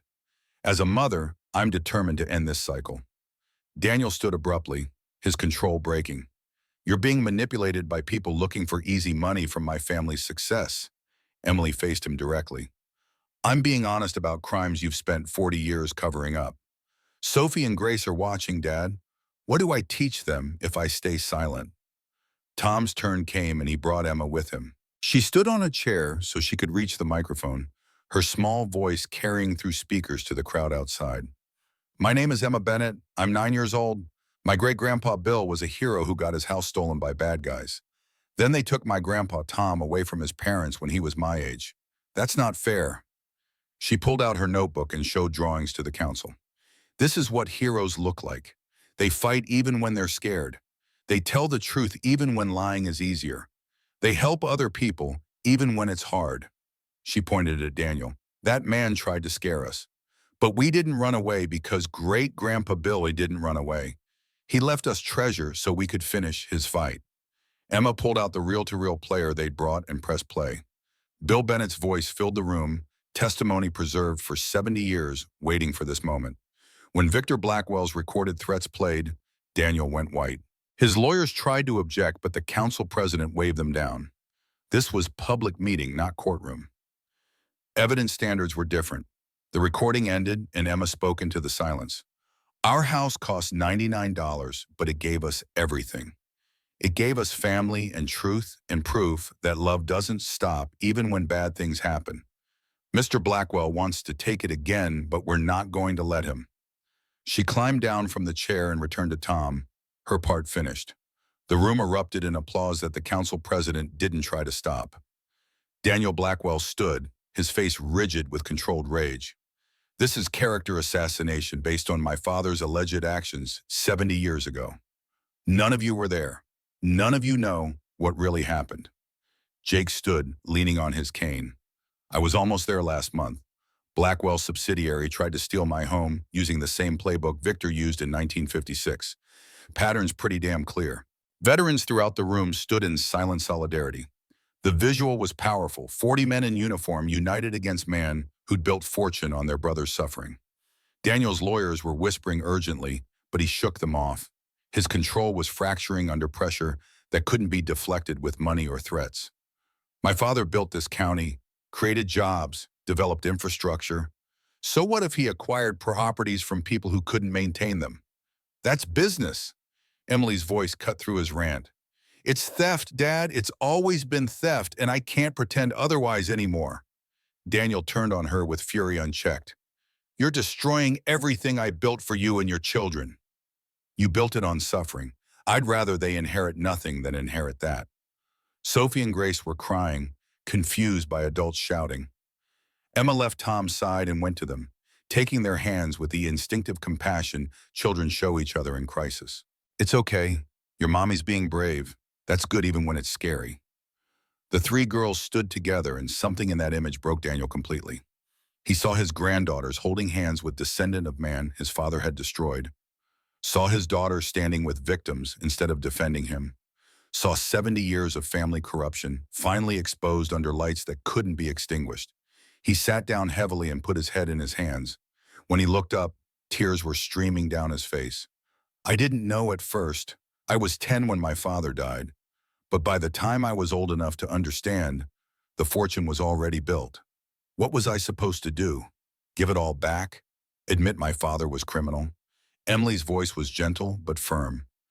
Yes, Dad, that's exactly what you should have done. The council president called for recess, overwhelmed by emotional intensity that had transformed bureaucratic meeting into public reckoning. People filed outside, talking in clusters about what they'd witnessed.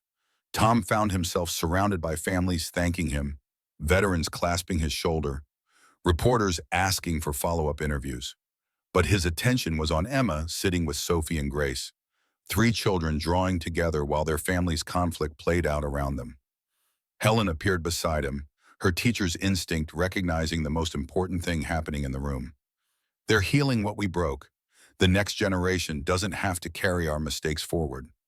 Sarah joined them, three Bennett family members watching Emma bridge gap between descendants of victim and perpetrator through simple act of shared crayons and mutual compassion. When the meeting reconvened, the council announced they were requesting State Attorney General's office investigate all property transactions in Millbrook County between 1952 and present. They were also requesting forensic audit of Blackwell Development Group's business practices. It wasn't justice yet, but it was official acknowledgement that something wrong had happened and deserved investigation. For families who'd spent decades being told their losses were their own fault, this validation mattered enormously. Daniel left without speaking to anyone, his lawyers forming protective barrier. But Emily stayed, coordinating with Rachel about additional evidence she could provide. Sophie and Grace gave Emma their drawings, new friends made in circumstances neither would fully understand for years. Outside, veterans organized celebration at Jack's store, but Tom felt exhausted beyond measure. Emma was drooping against his side, adrenaline crash leaving her too tired to walk properly. They drove home through darkness, the house appearing as structure that was slowly becoming home rather than ruin they'd bought from desperation. The repairs were incomplete, but progress was visible. Windows covered properly now, porch reinforced, heat functioning adequately. Inside, Emma went straight to bed without argument, too exhausted for usual bedtime rituals. Tom tucked her in, and she mumbled something half asleep about heroes and treasure and Sophie and Grace being nice. He sat in the kitchen with a cup of coffee heated on the propane stove, listening to the house settle around him. His father had sat here 70 years ago making similar calculations about odds and strategies and whether fighting was worth the cost. Bill Bennett had lost that fight, but left evidence that let his son finish it. That was legacy enough. That was love that survived death and distance and decades of silence. Tom thought about Emma sleeping in the room that had been his as child, about Helen discovered after almost 7 decades, about Jake keeping his home, about 47 families finally having their stories acknowledged. The victory was incomplete and fragile, but it was real. Tomorrow, the State Attorney General would begin investigating. Rachel would publish follow-up articles. Veterans would continue repairs. Emma would keep drawing heroes. The fight wasn't over. But for tonight, in this house bought for $99 but worth everything, Tom Bennett finally understood what his father had tried to teach him across 7 decades. Some things are worth losing, for because the fighting itself creates meaning that victory alone could never provide.